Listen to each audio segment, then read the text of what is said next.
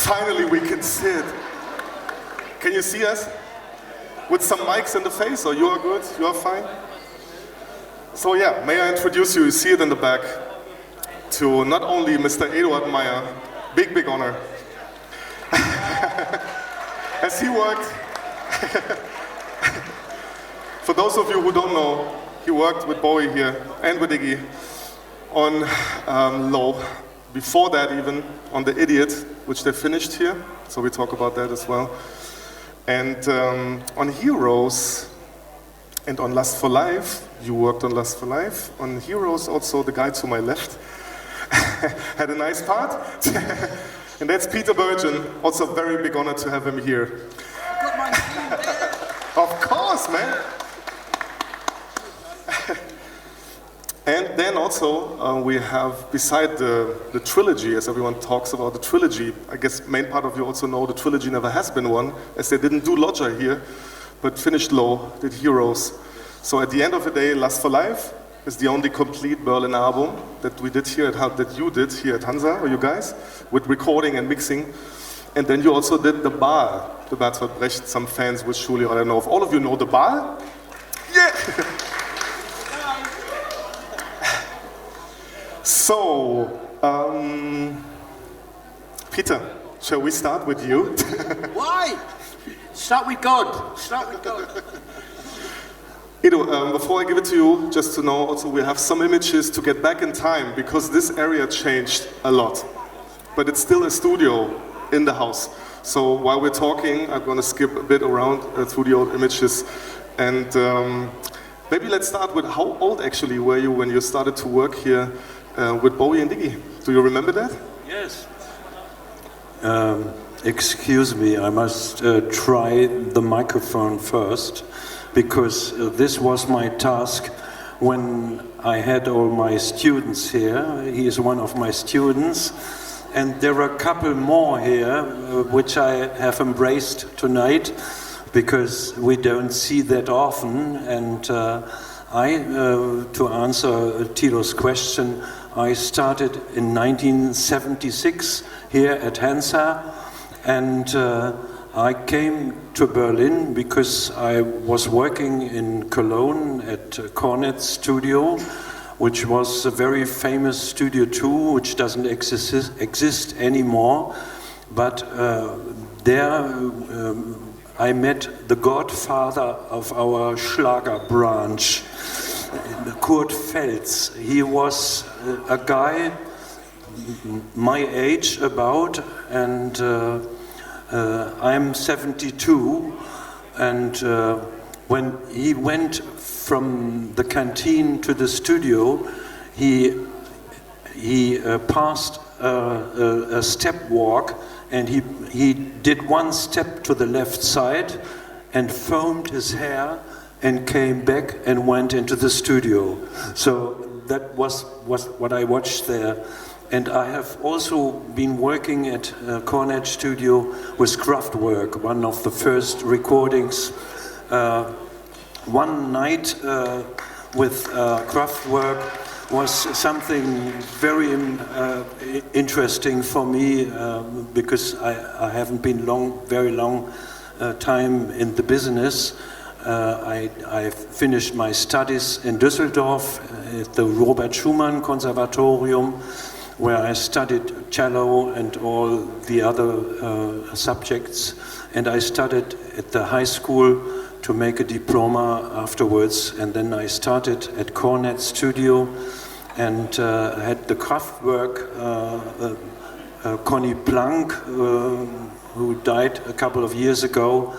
He was running this, and I was a visitor there. I didn't work very much, but the guys from Kraftwerk, they asked the staff when they had booked from 6 in the evening to 6 in the morning, and when they came, they pitched all their equipment in the studio, and short before 8 o'clock they asked the staff, is there any TV set around? We said yes, and we brought a TV, and they sat on their chairs and they watched 2 hours TV. That was the beginning of the studio session.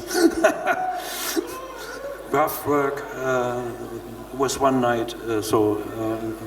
When I finished at Cornet Studio, I went to Studio Nedelchev in Cologne, and there was not very much to do except for a big band recording with Peter Herbolzheimer, where I've learned very much about musical instruments and about brass section and string section and rhythm section and all these basic things.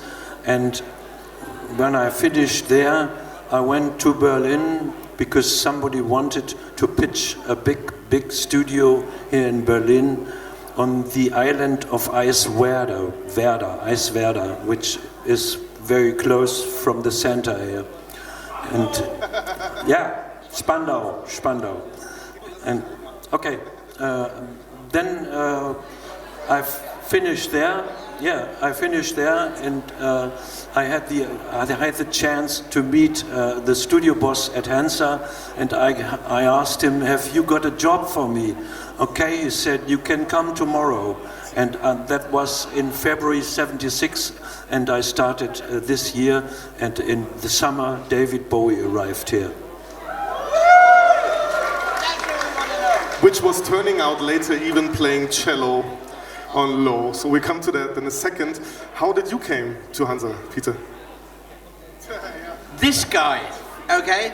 Now, you might get bored at some stage with my discussion because this guy is for me God, all right? Now, I don't know what any of you know about the 70s in music, but the 70s in music, by the way, I'm not German, okay? Just so you know. The 70s in music in Germany was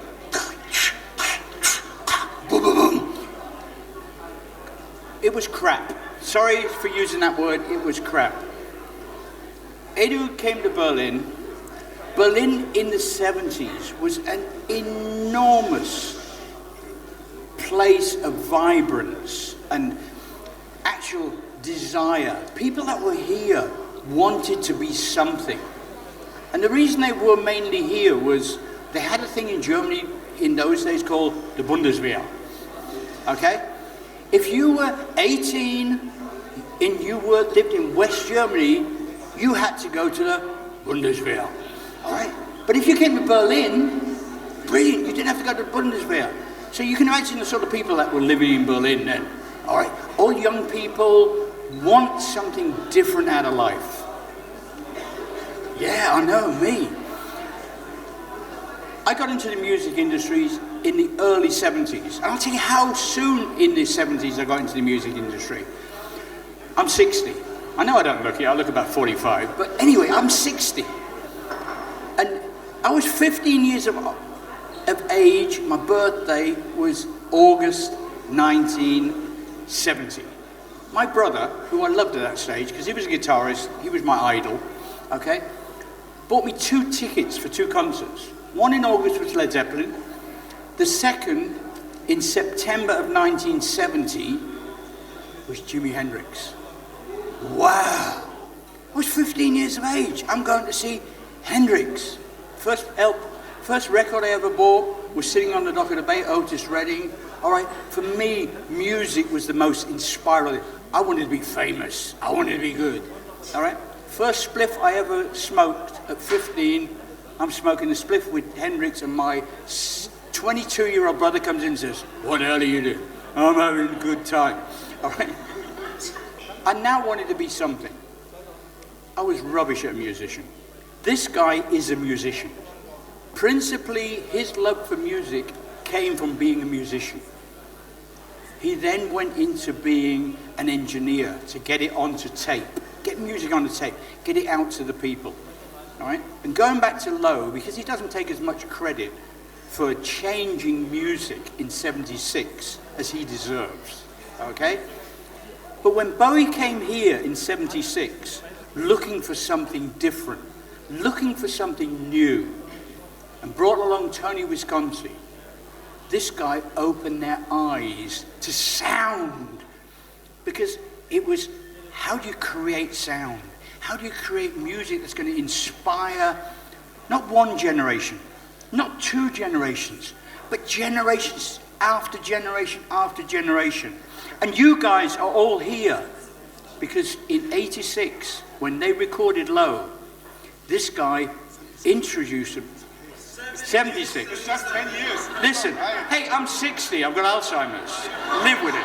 86 Depeche Mode, it's all right. Okay, 76. 76. Not yet. I don't even want to be here. I'm only here because of this guy, all right?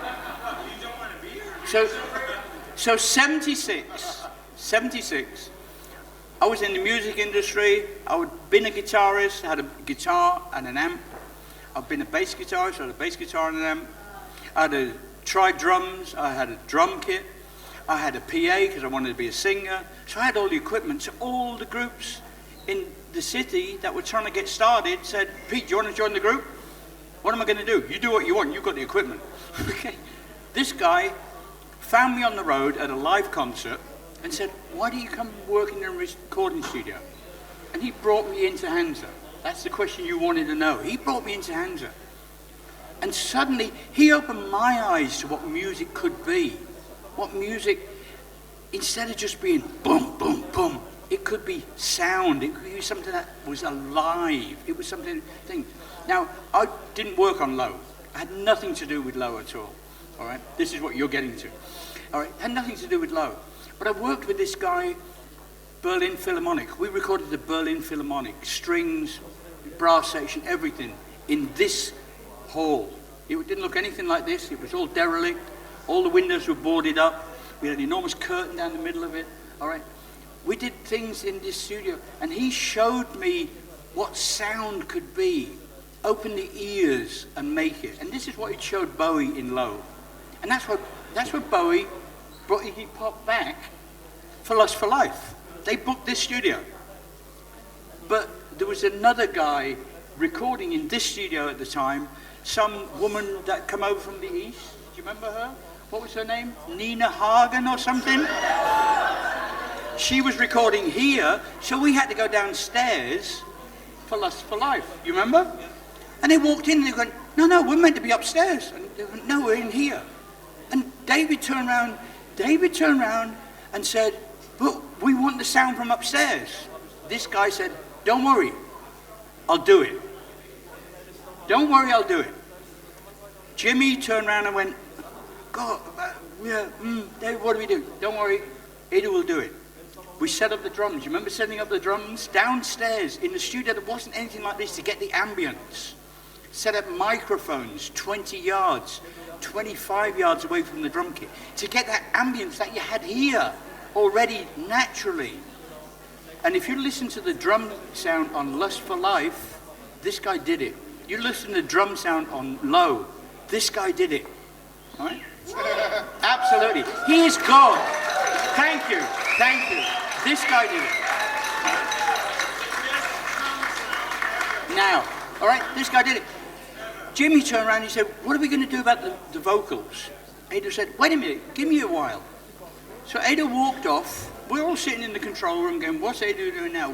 Ada walks off, and there was a little drum box where you got that horrible Schlager sound. Put the drummer in a little box, put padding on all the drums as you go bam, bam, bam, They do it better with a microphone than they do with the drum kits back in those days. All right. So Edu takes a little amplifier like that. I don't even know if it was a Fender. I don't know what type of amplifier it was. Just a little amplifier like that. And he goes into the drum box with this little amplifier and a microphone. And he plugs the microphone in. And he's going, I don't even know what he's doing. He's making these sounds into this thing. And it's coming out through the microphone. And he's got condenser microphones on the amplifier. And Jimmy came in and said, Edu, what are you doing? He said, I'm trying to get a sound. And he said, I love it. So Jimmy tapped him on the shoulder. He said, get out of here. Closed the door. Lust for Life was born. This guy brought the vocal sound in. And it was something that Colin Ferguson, God rest him, because he was a really, really nice guy, Had nothing to do with it. It was all this guy. That was Lust for Life. I had the pleasure of working with this guy for Lust for Life. And then I take the microphone away because otherwise we sit here tomorrow morning. So good. But I learned a lesson again. Never give the microphone away. Just keep it in my hand like, okay? I don't mind. Because what I would like to show you guys still, beside your memories, some images. To see also for you again. Yeah, of course. How it used to look. Just around the corner. This was just an hour back at Stresemannstraße. All these buildings, I don't need that. I'm loud enough to do it. But all these buildings weren't there. That was derelict. The house next door, I never used to live there. My caravan was parked on the piece next door, rabbits and everything. It was great. You know, I used to live in a caravan. Full out of here at 2 o'clock in the morning after doing the session into my caravan. They had the luxury of having apartments and wives and everything. I was down and out. But this is what it was like. Look at that. There were train tracks went down outside the studio. This isn't what it was in the 70s. And it was, sorry to interrupt you, it was bought by the Meyer brothers as the son, which we mentioned at the beginning, died. But when they bought it, it looked different. So I hope some of you may know already. But this is how it looked in 76 when you guys started to work here, right? Pretty ruined. The Meistersaal on the left side, right? Your car. On the left side, Edo. And yeah, it was just, before you keep on talking about it, Edo, it was built here, this room was built for holding speeches for the Guild of the Builders over 100 years ago. And then Ariola discovered this place for recording. And the Meisels came later and started also to produce here and then bought the house in this condition. And I think did a high investment in this building. But to have another image with you, find the Bowie, first of all. You can explain better what that was. This picture was taken by Coco. She was taking care of David and of the production, and she was watching like a wolf all the tapes. So no tapes outside the building.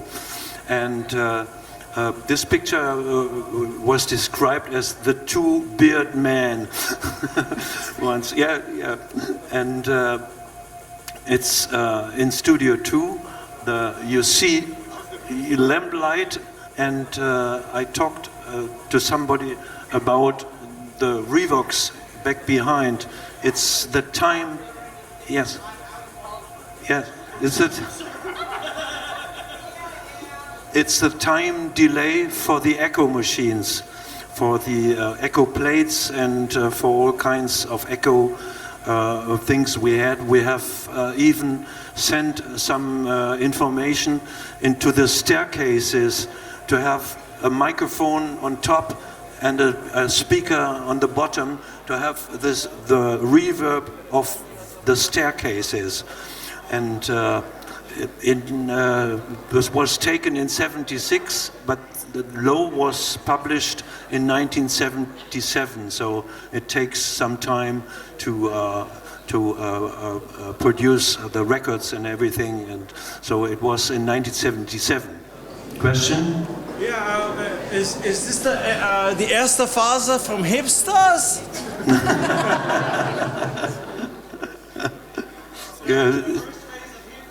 Yeah.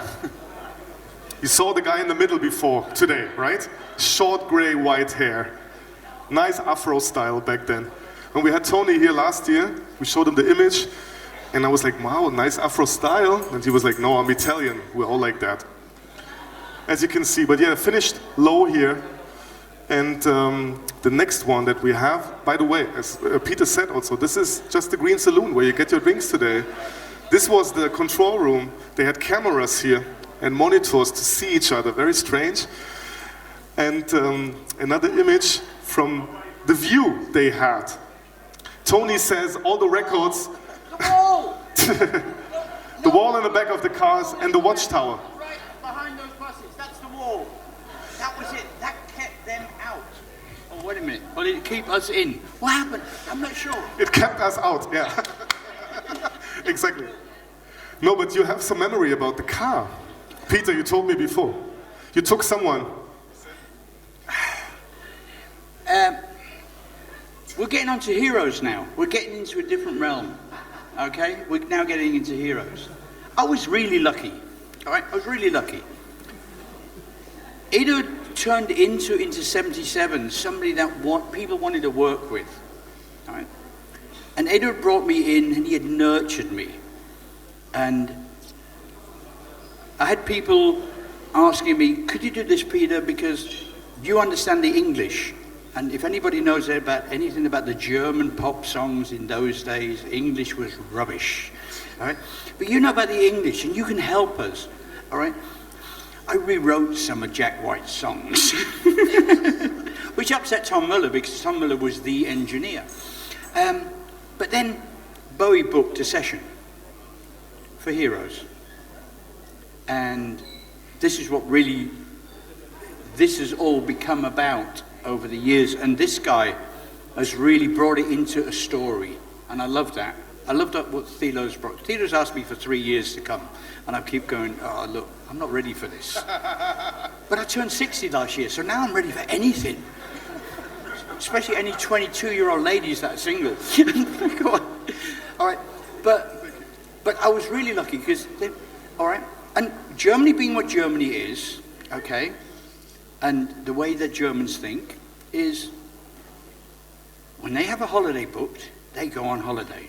And when you close down the studios to go on holiday, you close down the studios. Even if David Bowie has booked Studio 2 to record his next album. So, who are we going to get to look after the studios while everybody else goes on holiday? It's all about being in the right place at the right time. Me. I lived in a caravan next door. I couldn't afford rent. They were paying me. In fact, I thought it was 600 Deutschmarks a month in those days, is Deutschmarks.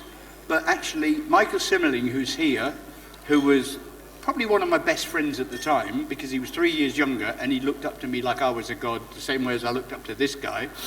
All right, he told me it was 750 we got. Big deal. I couldn't afford rent, so I lived in a caravan. Anyway, Heroes. So great. I'd never met David Bowie before we did the Iggy Pop story downstairs, and we spent a month with David downstairs. And the Iggy Pop story is a completely different story, because what this guy put in inspiration into Lust for Life, and I'll come back to something later on about Lust for Life, all right, but anyway, what this guy put into inspiration for Lust for Life, all right, is one thing.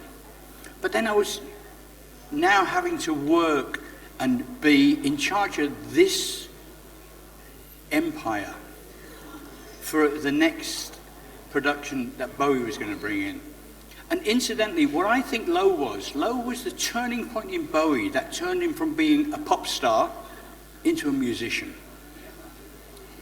Low was so different and musical at anything Bowie had done up to that stage. It really was a work of art, and at the time wasn't appreciated. But it brought David into a different level. So we start Heroes. He turns up. He's on his own. No equipment, nobody around.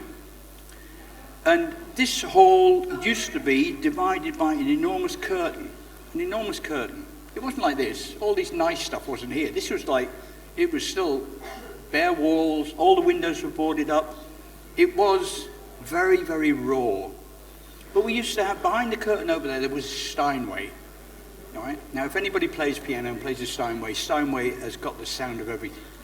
For 5 days, David sat at that Steinway, just clunking away, doing bits and pieces, and I didn't understand it. And I used to come in and say, "Are you all right, David?" "Yeah." "Do you want me to run a tape? Do you want to put any of this down?" And no, I'm fine, go on. And I'd walk out. So for 5 days, I did next to nothing except for just be around. And David was there. And then suddenly the whole entourage turned up for Heroes. Carlos Alamo, all right? Brian Eno. Brian Eno was an inspiration. he was, Robert Fripp he flew in for one day, did some guitar session, flew out again. Absolute brilliant guy on ripping it, and brilliant guy on production it. But he came in, bang, did his job, and went. Brian Eno, something different about Brian Eno. Brian Eno was an inspiration and opened up parts of David's inspiration as well. And they sat down and they thought about things and they said, what are we going to do? And they put it all together. Put it all together. And Heroes developed over the next 3 weeks. And it was absolutely amazing to see the development. But the sound that you hear on Heroes, the sound that you hear from Lust for Life, the sound that you hear on Low, this guy inspired. Absolutely inspired. Okay? So it's all down to him. We can stop now, right? No? Are you still fine? Some images? We come back. Just the view, also very different these days, right? You looked out of the window, so when you opened the window, you had this view again, right? Closing it like this. So as these days, the bar on the right side, as you all saw it when you were in the Green Saloon, and this has been taken out early 90s, right? Because early 90s was a hard time for them here, so they're almost selling the place. Didn't do, luckily. And we have, as you talked about it, in this room, in this Green Saloon, with Fripp and Colin Thurston. For those of you who don't know, you guys worked with him also on Lust for Life, right? He died in 2008, something like this. Hopefully he's with us today. I have a question. Question, yeah, come up. Is it drumming, recording in the bathroom? Somebody told me in the 90s when I was here in the cave and the Nightshirts and Neubauten. The question is if some of the guys went with the equipment in the toilet or in the bathroom. Yeah. Some people did. Yeah, some did. Yeah, it's a real. But I don't know if you worked on this record, specific record, on the cave, if you mean him. I had a discussion with somebody you'll see later on, earlier, because he asked me about different things about Heroes, what we've done. And Brian Eno came in early days, and he wanted to create a sound. And this is where the bathroom comes in. He wanted to create a sound that you wanted as an underlying tone on one of the tracks. Now he'll tell you what track it was, because I don't even know what it was. I mean, I'm getting old, and it's a long time ago. Yeah, that sounds good. I like the beer. Oh, the beer, the microphone. I thought you were offering me a beer. Oh dear, terrible. And if you go down here to the men's bathroom, just out on the hallway, all right, Brian said, I want to get the sound of running water, all right? So what we did is we actually put a microphone, we ran a cable out, we put a microphone in the bathroom, we turned on the tap to run the water, and then we played it back through that, and then we put that through a loop. And apparently it's the underlying tone on one of the tracks on Heroes. I'm sorry, I don't know which one it is, but it's a long time ago, and I've done a lot of things since. But that's it. But what happened in the end of the 70s is Berlin became an inspirational city, all right? We had things in Berlin at those stage, all right? We had Romy Haag, we had Chez Nous, we had real alternative lifestyles. We had an enormous drug scene. Probably maybe one or two people remember Treibhaus and Park that used to be here. Berlin was the place to be. It was the place that was happening. And it was the place that inspired people, and it gave people inspiration. And I'm sure that is why Jimmy, Iggy Pop, as he's known to most people, and David loved being here. Because it didn't matter who they met in this city, it gave them inspiration. It gave you creativity. All right? Now, look at him. Look at him. He's so relaxed. All right? This guy was never so relaxed in all his life, okay? Now, I'll tell you a story from this time. I'll tell you a story from this time about David, all right? David's sitting there, and we're talking about what David's done in his life, okay? Oh, get closer to the mic, sorry. Okay, I'm not very good at this. This is the first time, and maybe the last time. But anyway, David told me a story. He was somewhere, all right? It was either in Tokyo or somewhere exotic, in a big class hotel because they were doing a concert that way. All right? And he walks out of his hotel room and bumps into John Lennon. All right? This is the type of lifestyle this guy had led before he came to Berlin. He'd been there, done it, worn the t-shirt and done it. And now he came back to being, excuse the phrase I'm going to use, he came back to being a human. He came back to being, I want to be able to walk down the street. I don't want people to affect my life. I want to find what I want to do with the rest of my life. And David had that at that time. All right? Now the story about the minibus, because obviously you want to get the minibus. All right? While we recorded Lust for Life downstairs, David was down as a producer, Colin Thurston was down as the engineer, Ada was only down as an assistant, I believe, on the cover, which is disgusting because he did everything. I was the assistant. I was the guy that was running around doing everything that Ada wanted me to do. All right? But David had an enormous struggle with, I don't even know, was her name Angie, the mother of her child? No, the one, oh no. And he was on the phone most nights because when it was midnight here, it was daytime in California. All right? And then Ziggy, what's his name? David's son. David's son. Yeah.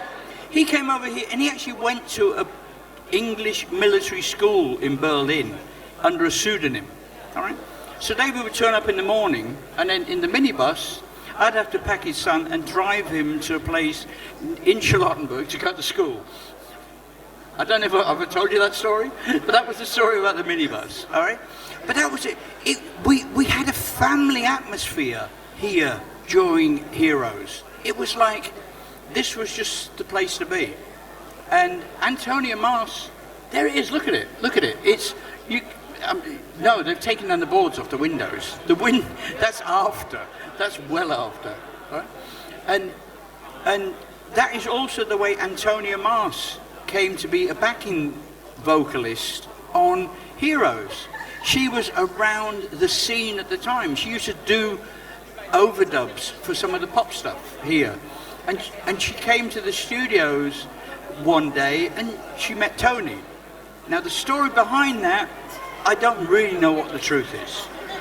And I'm not even going to entertain going into it because Antonia's obviously developed her own life now and has got her own privacy, and we should respect that. But the story goes, David saw Tony kissing Antonia, and there came the idea for Heroes. And the lyrics. And if you want to believe that, that's all well and good. And if you want to put your own version on it, that's also well and good. Because what's important is that you appreciate this piece of work that was done in this studio and in this hall as the best piece of work that David Bowie ever did. And maybe, I don't know, I'd love him to prove me wrong, and maybe the best work he will ever do. Because that time of his life and that inspiration that came in this studio was immense. But it started with that guy. It started with that guy. And believe me. So, with glasses, of course, very important. In studio is sunglasses. Edo, what actually you did when they were recording with Peter in this moment? Do you remember the production you did when they were here in summer '77? This picture was taken from over there, and at that time these three windows over there were closed, as you can see. But later they were opened. But these on that side, on the south side, they were closed. So you had a room with this curtain and no daylight. But later we had daylight from that side. And even in the afternoon, we had the sun on this side, so a sunny studio.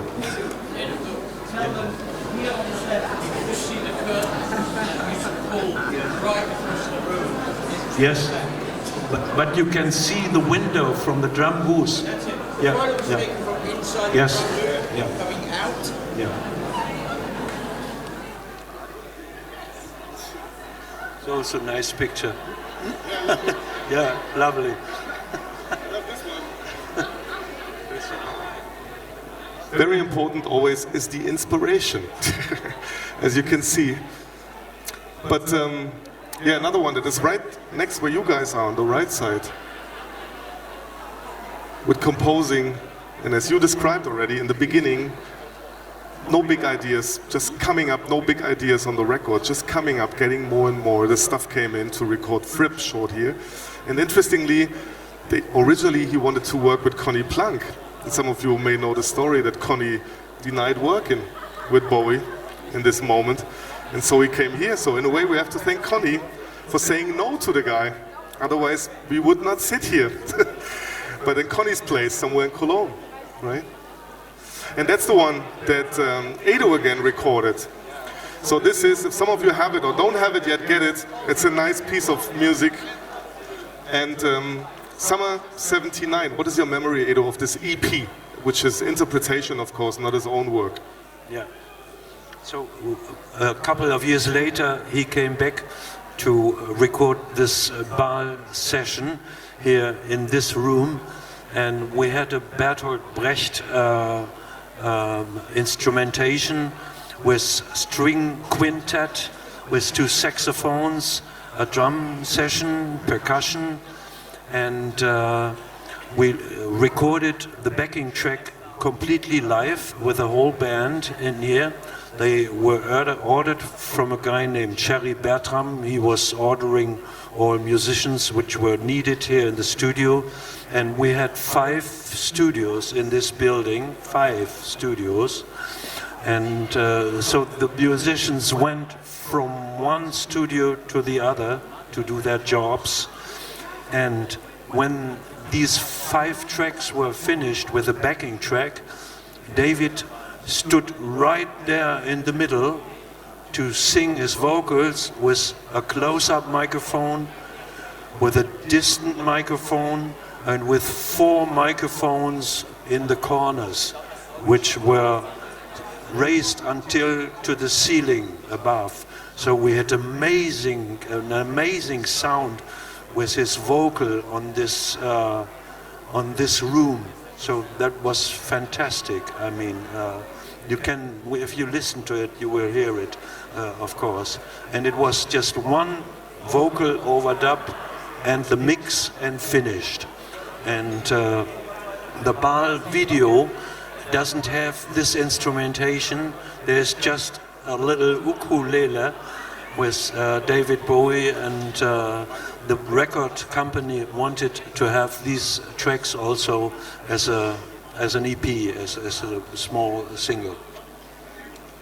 If some of you want to hear it, we do on Sunday together. We have some space left. On Sunday we do in the afternoon a nice tour in the house, which we do from time to time together here at Hansa. So if you want to join us, give us a sign. Are you still here? Then we will extend a bit the whole thing. But another personal memory, maybe for this session, because this was 87. This was actually taken 2 days before Bowie played at Reichstag. Well, Parliament is these days on the Glass Spider tour, and it's a fake session. Maybe you can have some memories about that. Yeah, we were informed that David Bowie is coming back in 1987 when he was playing his concert in front of the Reichstag. The same time there was a concert at the Nürburgring, so there were 2 setups in front of the Reichstag and one setup in front of the Nürburgring with another band. So instead of ripping the set off and building up here again, they just crossed these 2 bands. They crossed from one place to the other, but the rule, the English rule, means that the roadies have to be busy in between ripping off and building up, but there was nothing like that, so they had no job during 1 week. So he booked a session for a Wednesday, just right in the middle of the week, to record Time Will Crawl. We were a little bit wondering about Time Will Crawl because it was published before. It was on one record before, as most of you people may know. And it was top secret. The only guy who knew about this was our studio manager. And he didn't talk to us. And we were 3 engineers here ripping our asses off to get a big sound of the Meistersaal. And when it was finished in the afternoon, David came and I talked to him and said, okay, we have prepared a nice Neumann microphone for you, so go ahead. And he said, why? And then they explained what was going on. So it was a fake session, and I still have the 24 track because nobody wanted to have this 24 track. So you can see Gareth. The other one was Gareth Jones, the colleague who was working with me, and it's 4th of June '87. Time Will Crawl. Sorry, no vocals. It's a nice backing track, so nobody used it until now. Yeah, exactly.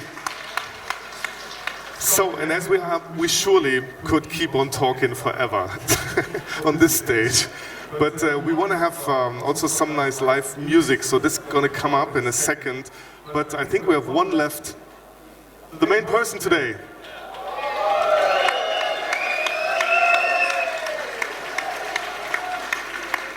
Now sitting in his bathroom, shall I go to Tony or not? Shall I watch to you? We should do the camera with all of you, right? Maybe we do that later. But I just want to say one thing about this. It's 35, almost 36 years ago since I was in this room. And what I find is absolutely amazing that some of the people that are here weren't even born then, okay? Some of them were, some of them probably even older than me, you know, a little bit. But it's fantastic that you people are inspired by what we created 35, 36 years ago, and it's still going on. And I just pray and hope that in 35 or 36 years from now, there'll be people coming in and doing exactly what you do. We probably won't be around to tell them the story, but I hope some of you are around to tell them a story about what went on here. Because Berlin in the 70s, and this guy Inspirational, changed what music became. Because after that you had people like U2, all the others that came on here and did the things that were done because of David Bowie, but David Bowie only did those things because of this guy.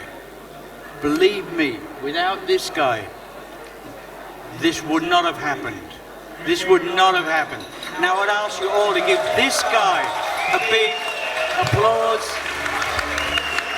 This is the guy that makes it. shall we play a song? Turn it up, Fred. Thank you for coming. Turn it up, Fred.